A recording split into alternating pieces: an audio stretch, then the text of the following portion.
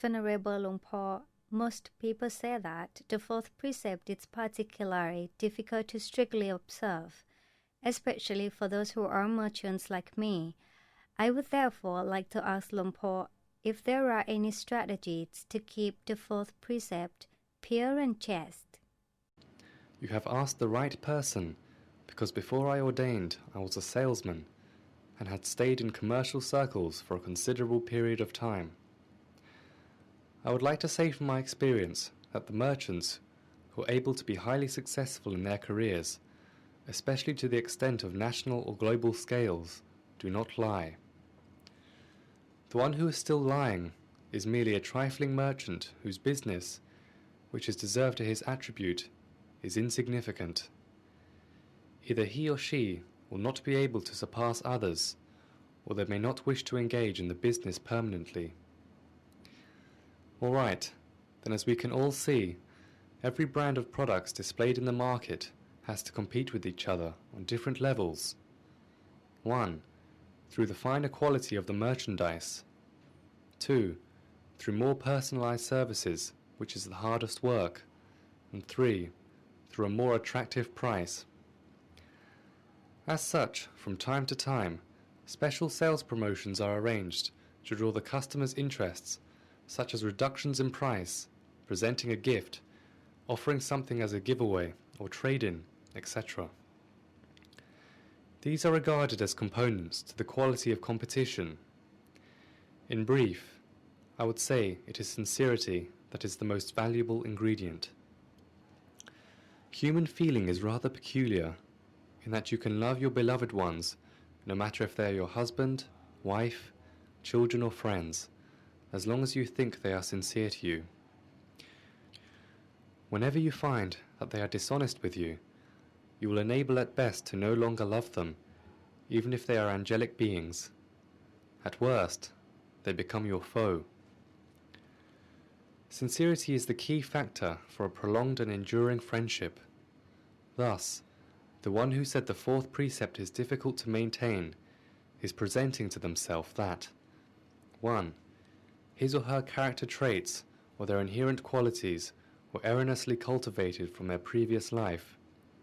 Therefore, they can possess such a negative core value. 2.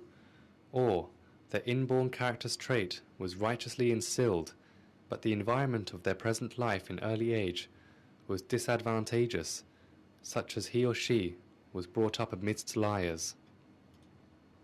And 3. In spite of an advantageous background, he or she later underwent some negative experiences in life. For example, they may be an honest person, but happened to conduct some business with the dishonest. The situation compelled them to become untrustworthy.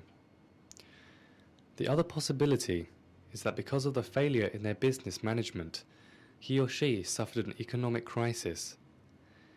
In order to escape from financial disaster, they were forced to be temporarily unscrupulous. Then, the improvisation gradually developed into permanency. Rather than escaping from the one-time calamity, it later resulted in ongoing ruinous habits that are indeed unworthy. From my point of view, the more one is dealing in business, the more the need of honesty and the consistent quality of the commodities. In brief, you will compete fairly in the market based on veracity in business. You will gain enduring love. This is the first aspect of thinking.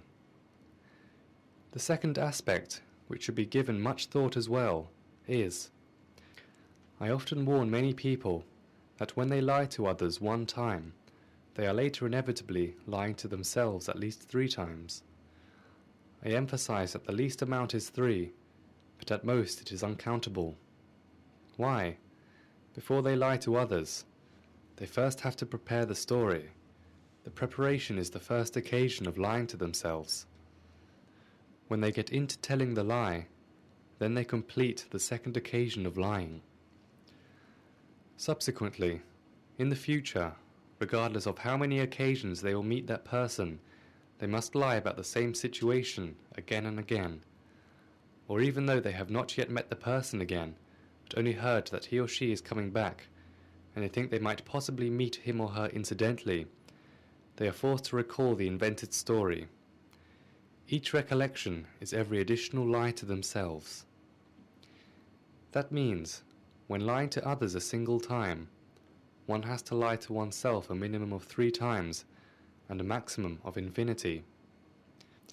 Thus, if one does not want to be lied to innumerably by one's own, and at a later date become a confused person, one should keep the 4th precept attentively now.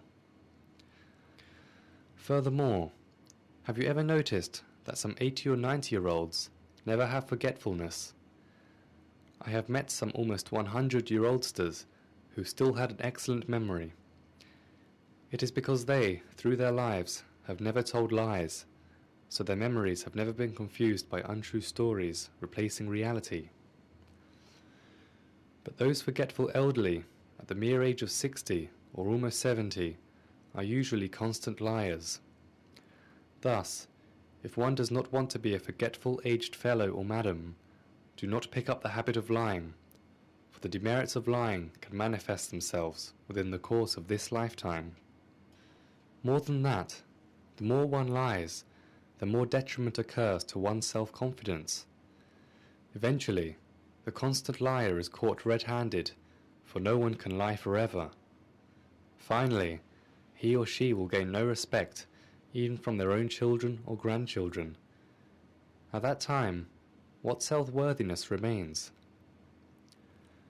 The word adult refers to one who has physically grown to full size as time has passed, which is different from the venerable adult who has matured through the passing of time. The principal quality to qualify one as a venerable adult is by not lying.